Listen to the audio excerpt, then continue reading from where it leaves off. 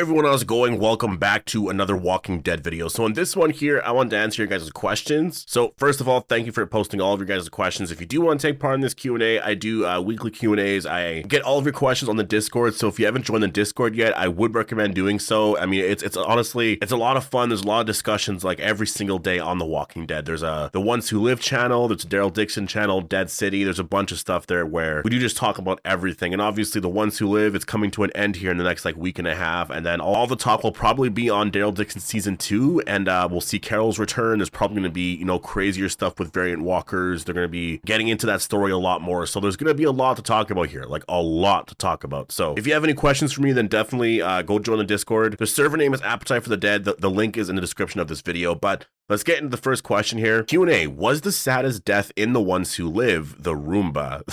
I would say it's definitely up there for sure. It's really funny because the Roomba became like a character in that episode. Like, yeah, just became very, very popular. But I will say, you know, as soon as the character, or it's not a character, it's a Roomba, but when the Roomba was destroyed at the end, it was a little sad. So maybe, I mean, no, I will say, I think the saddest death, I probably would have to go with, I'd have to say Nat so far, because Nat was the only character that was sort of not a villain. Okafor, you could argue, was not the villain at all, but he kind of was a villain. And his death I was definitely very sad about, but it was more, you know, like he was such an awesome character. I was like, man, you wasted a lot of potential there. But the fact that they, you know, like they do bring up the character a lot still. So I feel like, you know, he's still kind of living on throughout the story. I'd probably have to say Nat, just because, you know, his life was starting to get a lot better. And it just like, I really felt like if he didn't die there, I mean, really amazing things probably would have happened for him. So I'm kind of, yeah, that part about it makes me sad. But Q&A, who would win in a fight, Esteban or the Roomba? So Esteban is also another character that I've noticed has become really like a fan favorite. It's kind of hilarious. I do hope we see him again. I mean, he was hilarious in the very first episode, so I do actually hope that we do see him again. But I mean, come on, I can't disrespect Esteban like that. Like he would, I mean, it's a Roomba. Put it this way, I don't think that the CRM could actually take Esteban out, but the CRM technically took the Roomba out. Q&A, do you think that the shot from the first trailer where Jadis is pointing a gun at someone/something will be Rick Grimes getting held at gunpoint by her as a cliffhanger for episode 5? Then do you think that in episode 6, Michonne will kill Jadis, and that would be a parallel to the Governor arc? Okay, I see exactly what you're referencing there, or what you mean in terms of the Governor's final scenes and all that. I don't know if they're going to do it like that. I do think what you're talking about, though, where Jadis is holding the gun at somebody, that is probably Rick or Michonne, for sure. It's going to be one of them. It could be both of them, but I feel like it's going to be one of them for sure. And I do think that, you know, however the situation plays out, I think Jadis is probably going to die in episode 5. That's my prediction anyways. I could be so wrong with this, like literally so wrong. But I'm committing to it. I'm committing to my prediction that I do think that Jadis is going to die in episode 5. So I think that you're probably right. And I think Michonne could be the one that does kill Jadis. But I will say, I don't even think any of them are going to kill Jadis. I feel like it's going to be a walker that kills Jadis, because I just don't think that they can actually kill her off like Rick or Michonne. Like they're not going to want to, because if they kill her off, then that could mean obviously the CRM finding out about Alexandria and all that. So I don't think story-wise it makes sense to make them do that unless it was like life or death and they were sort of like forced to in that situation. Like I just don't really see that happening. So I think that Jadis is going to die in 5, and I think the shot you're talking about is probably right. It's probably the first time that they actually see Jadis like face to face. Like I think the car scene's probably going to happen first, and then it's going to eventually lead to them, you know, I guess like running on foot, and then eventually obviously I think she'll catch up to them, and then something like this will happen which will lead to them, I guess, maybe back at that cabin or whatever that is that they're staying at, and then we'll see where they go from there. Q&A, do you think that if Morgan is the one that came back, that, you know, that Carol was talking about, do you think that if he returns on The Ones Who Live, that he'll tell Rick and Michonne about the Walking Dead events that they aren't aware of, like the Commonwealth, Judith getting shot, Negan being free, and the other character deaths like Tara, Enid, Henry, Rosita? I'm gonna say probably not, because I don't even think Morgan's gonna find out about a lot of that. Like, well, I guess I will say there's some stuff there that I feel like would be really important for us to see at some point. And, you know, like Morgan finding out about Henry's death, you know, that's something that I feel like if he goes back to Alexandria, he's probably going to ask about Henry, right? Like, how is he doing and stuff like that. Like, I feel like stuff like that makes a lot of sense. I think things regarding Negan doesn't make a lot of sense, you know, just about Judith and all of that. Like, things like that, I just don't think they're going to bring up. Because when I look at that Michonne and Rick episode in episode 4, what came up in that episode? Like, she did mention Daryl, but she mentioned a lot of stuff that was just sort of related to them. You know, Michonne didn't even mention the Whisperers. She didn't even talk about Negan. she didn't even talk about anything specifically with how all of them are doing. And like Rick hasn't asked about how Daryl is doing. You know, like that's the stuff there that does frustrate me just in general. But like that's kind of why I hope that there is a season 2 so that they can actually get into a lot more of this stuff, because that's the stuff that I want to know. Just a scene of them, like again, in this episode, there was a lot of downtime there. And that's why I like those downtime episodes, because you can actually really get into a lot. So imagine a scene where they're just like hanging out. Maybe they're just having coffee or something like that. But imagine, you know, Rick just being like, so how's Carol doing? You know, how's Daryl, right? Just something like that, like asking how they're doing. And then, you know, Michonne just being like, well, you know, this and that. And then just like normal talk about stuff, right? Just what everyday normal people talk about. And, you know, obviously for them right now, the focus is on like the fact they found each other and what the situation is right now. You could even make the argument that Rick doesn't even want to know about what they're doing, right? Because obviously the first thing he had to ask was like, you know, when he first found Michonne was like, you know, how's Judith? Because I think that is such an important thing. Like, I feel like you can sort of ignore everyone else and be like, yeah, I'm just going to assume that they're all okay. You know, like I'm just going to ignore my anxiety about all of that, you know, because Rick's situation, like he really forced himself to like basically be dead and be alive at the same time. He just really ignored the fact that there was a chance that a lot of the people that he knew could be dead, and he just sort of chose to believe that they were all still alive. But I feel like when it's about Judith, you know, I think his anxiety about that is definitely, you know, it'll get the best of him. So I think that's why in that situation, he was just like, how's Judith? You know, like he couldn't help himself. He needed to know, right? So I think that's why, you know, you could make that argument that that's probably why he's not bringing up like Daryl and all of that. Like maybe he just doesn't really want to know. But I feel like now, you know, he sort of had like a mental breakthrough in episode 4. I think he could, you know, ask questions like that now. And I hope that stuff does come up at some point in the future. And so that's what I mean. Going back to the Morgan part, that's just sort of, to me, that's the way they write dialogue. You know, like they don't really get into everything right away. And it's something that is frustrating. Again, I go back to the whole brave man thing, like, you know, not even mentioning Rick or saying dad or anything. Like his kids are referring to him as the brave man. Like at the time it felt very, very silly. Like looking back now because of Michonne's story, you know, obviously it's you view it differently now, but it definitely is something that like it is frustrating because they don't just talk about like normal things sometimes. So in terms of your question, I don't think that Morgan's going to be telling Rick and Michonne anything like that, other than like, I don't even think he'll mention Henry. He could, you know, if it's a scene about him. But I think if anything, he's going to say, well, they're at the Commonwealth now. Like, it's just going to be something very small like that. Q&A, do you think that Al from Fear the Walking Dead will show up in The Ones Who Live? Because she seems to be forgotten about. It's you know, I think that a lot of characters that were on the other spinoffs are going to be sort of just forgotten about. Like, Althea could show up. I could totally see it. But like, there's a lot of other characters on World Beyond that I also want to see as well, like Elizabeth Kublik, right? Are we going to see her? Probably not. So I don't know at this point, you know, and the only character I could see possibly showing up, honestly, is Silas, and it's only because of his you know, connection with Jadis right now. Like that's literally the only way. And with everyone else, I mean, it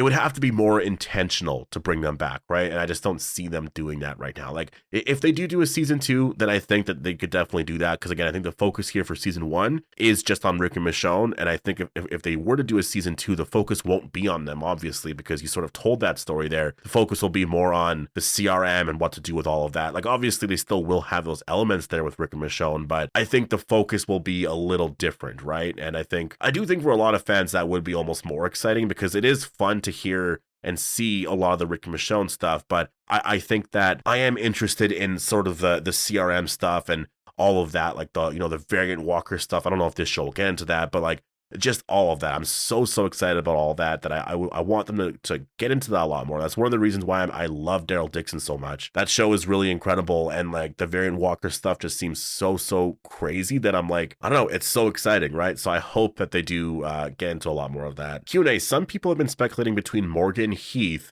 or Gabriel returning as the crossover character.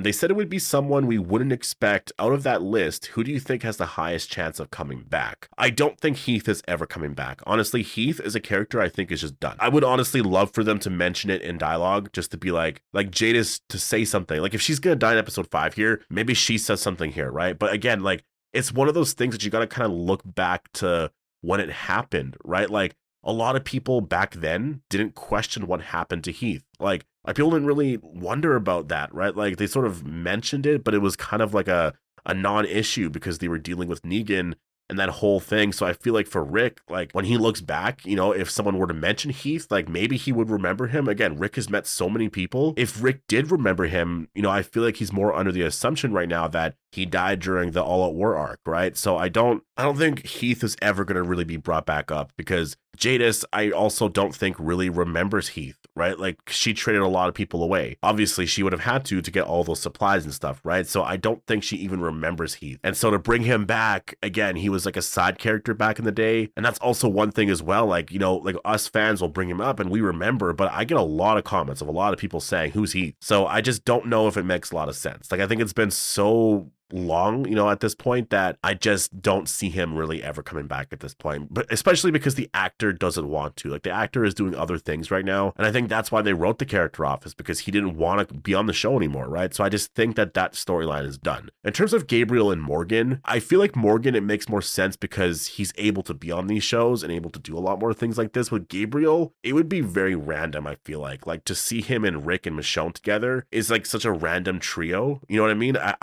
I think fans would really prefer Rick, Michonne, and Morgan. I think that just makes a lot more sense because of the Rick and Morgan connection. And I just think that, yeah, I just think that makes a lot more sense, especially because Morgan literally said he's looking for Rick. Gabriel also is raising his kid right now too, so he couldn't really necessarily leave his kid. I know Morgan has a kid too, but his kid is a lot older, and you know, just the way they raise kids on The Walking Dead, they just sort of leave them with like really secure communities. So I feel like that's probably what would happen here. You know, I think that Morgan would just leave his daughter with like Judith and RJ and then go out to find Rick and Michonne, right? I think that's probably what would happen here. So yeah, to answer your question, I think it would be Morgan. Q&A, do you think Morgan will save Rick and Michonne from this picture? So the picture you're referencing is the one with Jadis holding the gun. No, I honestly, like, if Morgan's going to be here at all, I think it is going to be episode 6. Like, and I don't even think it's going to be a part of the story. I think it's going to be in like a cliffhanger type of scene. I don't think it's going to be in episode 5 at all. I think that, yeah, that's all I'm sort of expecting, you know, in terms of like Morgan's, you know, just him being in this show at all. Q&A, do you think it could be Carol returning? It's her in her black coat, and she runs into Michonne on their way back to Alexandria. And then, yeah, she learns about the CRM, and then Carol goes to the Commonwealth to get ready for battle, and then goes to France to get Daryl back for that reason. No, I don't think any of that. Like, I've been seeing a lot of theories about that, and I think that, you know, in terms of even Michonne going back, and like that's sort of how the season ends, as Rick is forced to stay at the CRM and Michonne goes back to the Commonwealth to sort of get everyone ready for battle kind of thing, and then that sets up a future season or whatever where it's like the end game kind of thing. That's too fast. That's way too fast. I don't see them doing anything like that. I think that in terms of Carol doing that, no, I think Carol is just out there. You know, she was supposed to meet Daryl somewhere. Daryl wasn't there. So she went to look for Daryl, and obviously found out that he's in France and all of that. So I think that's really all that is. Like, and in terms of all the other things, like with Michonne and all of that, I don't see Michonne going back to Alexandria or the Commonwealth and just like alerting everyone to what's going on and like we need to start a war kind of thing. I just don't think that makes sense, because she knows that they don't have enough forces. Even if it was the Commonwealth versus CRM, the Commonwealth have 50,000 people. Most of those people aren't soldiers. Like the Commonwealth army, if it's even an army, it's more just like a group of soldiers. There's not a lot there versus the CRM that are like, there's thousands and thousands of them, right? And they have all these vehicles and all of that. Like, it's so, like, they're never going to win that way. I don't think that makes any sort of sense at all. If there's ever going to be a sort of like battle in the future, it's not going to be the Commonwealth versus the CRM. If anything, it's going to be more with like Madame Janae's group, and it'll be like the CRM versus Madame Janae's group, right? And maybe the CRM eventually ends up being something good, and what Madame Janae is doing with Varian Walkers ends up being like the more like the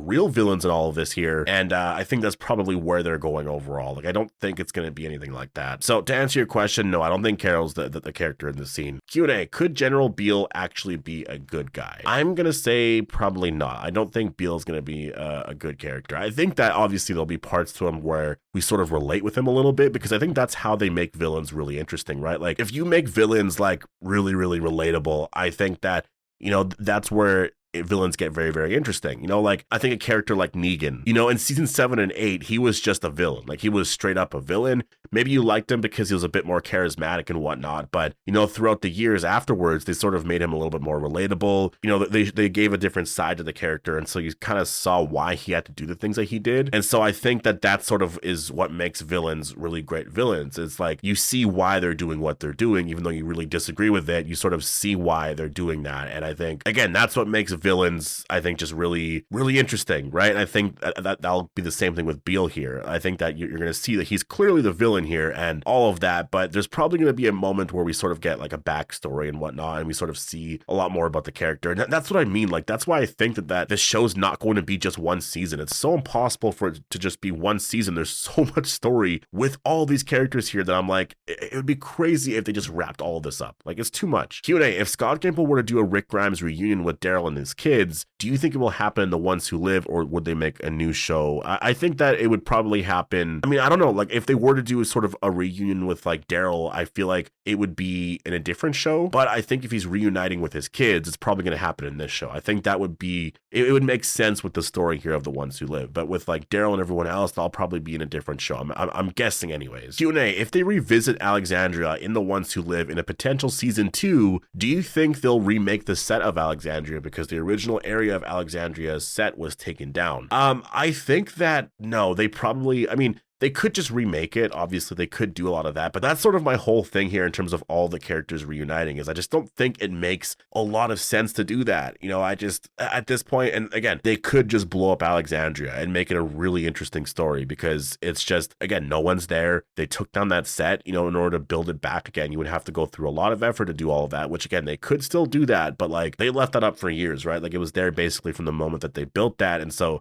I don't think they're going to go through all that effort to build the entirety of Alexandria again. I just think that, you know, Alexandria's story is done. And I think where they're going now is probably, I feel like, to destroy Alexandria because again, none of the characters are really there anymore. So I think it makes sense. Q&A, do you think that the new variant walker in episode 5 is some type of silent walker, similar to a clicker in The Last of Us? And that's why Jadis is making that face in the teaser. It looks like she's trying to be silent and the walker is close to her. Oh man. If that was the case and they were to do walkers like that, that would be really, really incredible. I feel like a lot of people would be like, oh, you're copying The Last of Us, because that was the criticism with Daryl Dixon season 1, right? As everyone was saying, that was the story there, which I will say is, I think is completely ridiculous. The story is so different. In terms of, you know, using a silent walker, I think that, yeah, that'd be incredible, but I don't think they're going to do that. I don't think they're going to be using any sort of variant walker at all here in episode 5. I think there's going to be a, like a stone walker or something like that, because Michonne does say like it's made out of stone or whatever, but I think that's more to do with like the environment and yeah, that's sort of how I view it anyways. Q&A, do you think when Jadis is fighting Rick and Michonne that she could get hurt or bit, causing her to die in this episode? Yeah, that's sort of the prediction I made a couple of days ago. I think that's probably going to be how Jadis dies. Like, I think Rick and Michonne, one of them could kill her, sure, but I feel like it makes more sense to kill her off with a walker bite. And I think like, even if Jadis is like, she knows she's about to die or something like that, and she lets herself get bit by a walker, you know, that could be in a way to sort of win, I guess, the fight there, obviously, with Rick and Michonne, and obviously make them like really scared about what's next and sort of force them to go back to the CRM. I think that'd be really, really insane, but I think that could actually happen here. So, yeah, that's sort of my prediction overall, is I do think Jadis is probably going to die in episode 5, and I do think it's probably going to be by a walker bite, but we'll see. Obviously, we have a couple more days here before the episode airs. Q&A, in episode 5's teaser, Rick and Michonne walked into new people. Since they are going to Alexandria, do you think Rick will ask the 3 questions to the new people again? No, I think that, I mean, that would be cool, but no, I don't think that, I think that whole thing is done now.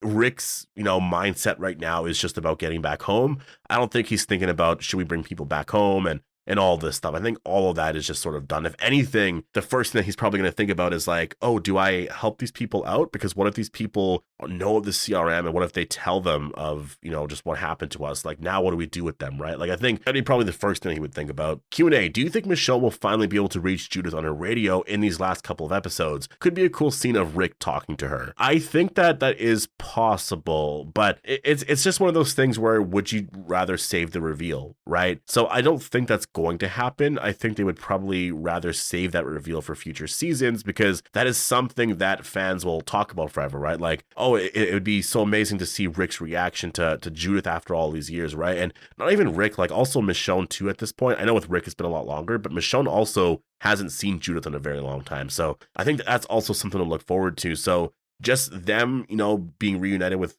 Judith and RJ again would be really incredible. And again, that's something that fans are really looking forward to. So I think they'll save that, you know, for the end of the show. I mean, if this is the end, then I do want to see that for sure, because obviously that's such a, I mean, you're ignoring such a big part of the story. But again, I just don't know how they wrap up all of this in 2 episodes. It just seems really, really impossible. I honestly don't even see how they're going to do it. And not even that, like, there's obviously a way they could do it. Like maybe episode 5, like they kill off Jadis and they go back to the CRM. And then in episode 6, again, 1 episode, in that episode, they kill off Major General Beale or do whatever. They wrap up the whole entire CRM arc, reunite with everyone, and then the story's over. Like, that's just kind of insane to me. Like, people would be so disappointed. It would feel so rushed. And I think everyone would hate that ending, to be honest. So I just don't see that happening. I really, it's just, I want this story to be told and I want it to be done properly, right? So that was sort of everyone's concern. Like, there's no way you can wrap up all of this in 6 episodes, and I don't think they're going to. Q&A, this may sound far-fetched, but do you think we will get any more information about biomedicine, DDMI, in The Ones Who Live? I guess you're talking about the group, like the Primrose team. Oh yeah, you do clarify here. To be more precise, that the Primrose team, considering that the scientist part of the Violet team mentions shortly before her death that the last known location of the Primrose team was in Ohio at a conference shortly before the fall. I find it hard to believe that Daryl will somehow show up in Ohio on another life raft to pursue this open door. Perhaps the CRM managed to retrieve some members of the Primrose team and are using them to perform even darker experiments from the ones that we've seen in World Beyond and the ones performed by Dr. LaFleur. Perhaps this is a part of the echelon briefing besides the destruction of settlements. That is my thinking behind a lot of this, is that there is a connection there, because again, yeah, to bring Daryl all the way back to tell that part of the story is a lot. I don't think that is all just, and again, like, that was a post-credit scene at the end of World Beyond, which was a show about the CRM, right? Like, it would be so random to have that there as a post-credit scene if it wasn't connected. And I do think Madame Genet, that whole entire thing that she's doing there, I think, you know, there are connections with the CRM. I mean, they literally were on a ship that was just in Maine, in America. Like, why would you be there, right, if you're just collecting walkers? I don't think they're just collecting walkers. Like, that's just such a, I don't believe that at all. I think there's a lot more to it there, because they're doing experimentation on walkers and all of that. There is a connection there with obviously what happened in Ohio. The CRM knows about all of that. Like, they know of that stuff. It's been so long too at this point that there's definitely connections. Like, there's something there. We just don't know what it is yet. But if you notice, like, as we get each show, you know, the farther along that we get into each show, it's like we're getting more details, right? So I think with Daryl Dixon season 2, there's going to be a lot more details there as well. So I think we are getting there slowly, like, definitely. And I do think that, you know, in terms of learning more details about that in The Ones Who Live, I think, yes, it's possible, but I think that would probably happen in the finale here. And I think that it has to do with the echelon briefing. I really do believe that. I'm hoping so anyways, because otherwise the echelon briefing, if it is just about destroying communities and all that, I don't know. It's not that interesting to me. But anyways, I'm gonna leave it here. Definitely post all your thoughts down below on, I guess, all the questions that were asked here in this video. Again, thank you guys so much for posting all of your questions. I had a lot of fun doing this. And yeah, I hope you guys all enjoyed this video, and I'll see you guys in the next one.